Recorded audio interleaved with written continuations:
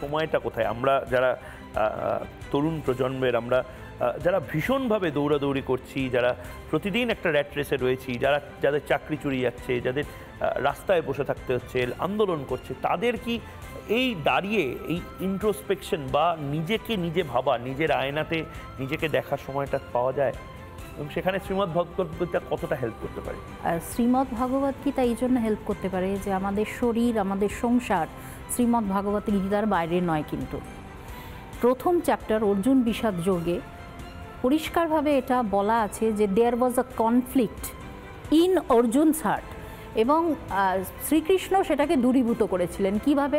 তার মধ্যে নানান রকম দোলাচল হচ্ছিল যে আমার উল্টো দিকেই আমার নিজের লোকজন দাঁড়িয়ে আছে, তাদের আমি কিভাবে যুদ্ধ করব, তাদের আমি কিভাবে হয়তো প্রাণ সংশয় হবে, আমি গান্ডীব তুলবো বা তুলব না।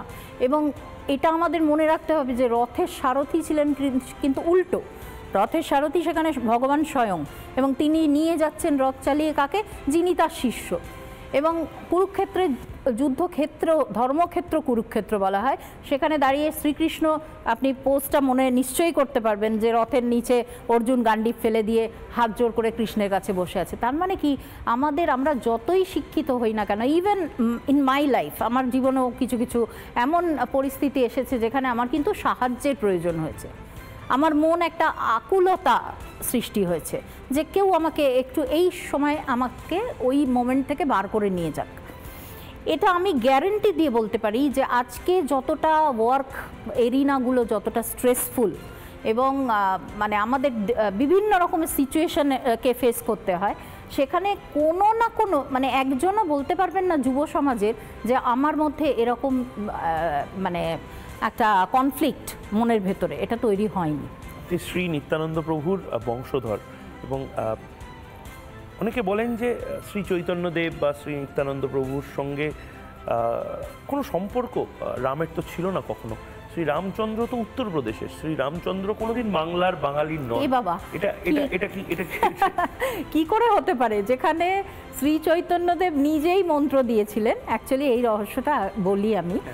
আগে আমাদের যখন ওনাদের যুগে 500 বছর 700 বছর আগে, আরও আগে, তখন কিন্তু কিছুটা জাতি ধর্ম এইগুলো আমাদের মধ্যে বিদ্যমান ছিল সমাজে, ওনাদের মধ্যে নয়, সমাজে। এবং তখন কিছু কিছু মানে ধর্ম মানে একটা 4টে যে কাস্ট বর্ণাশ্রম, তার মধ্যে একজন 1 2 বা 3টি গোত্রকে বা 3টি বিভেদকে তাদের বলা হতো যে তারা এই রাম উচ্চারণ করার যোগ্য বা আগে রাম মন্ত্র নেওয়ার যোগ্য, এবং বাকিরা নয়, অর্থাৎ শূদ্র। তারা কিন্তু এইভাবে বলতে পারবে না। এবং শ্রী চৈতন্য নিত্যানন্দর একটা ভীষণ প্রভাব আছে বাংলায় আজও, এই কারণে যে শ্রীকৃষ্ণ চৈতন্যদেব যে মন্ত্র দিয়েছিলেন, উনি জাস্ট লাইনটাকে কিন্তু বদলে দিয়েছিলেন। রাম দিয়েই আগে শুরু হতো।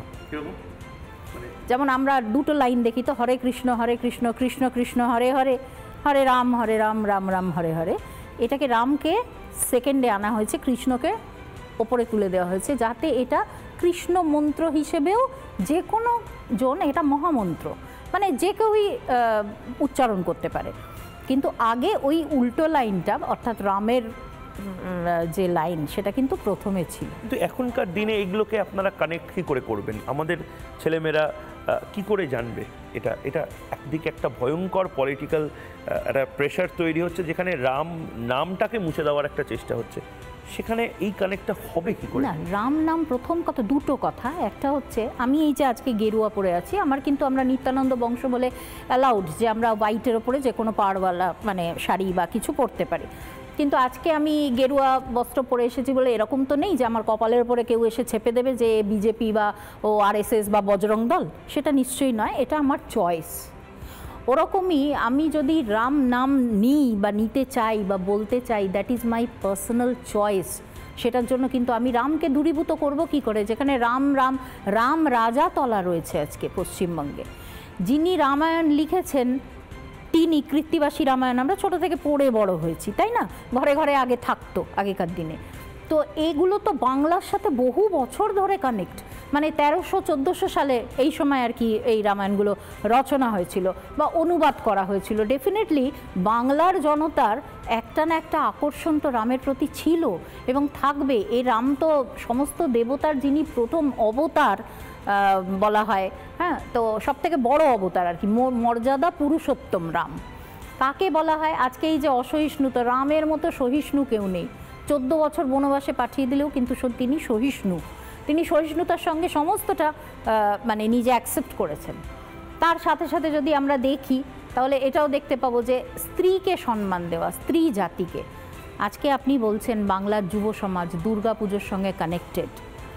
দুর্গাপুজো আমাদের সবথেকে বড় ফেস্টিভ্যাল, করেছেন কে প্রচলন? রাম। কারণ আমাদের দুর্গাপুজোটা যে সময় হয় শরৎকালীন, তাকে বলা হয় অকাল বোধন।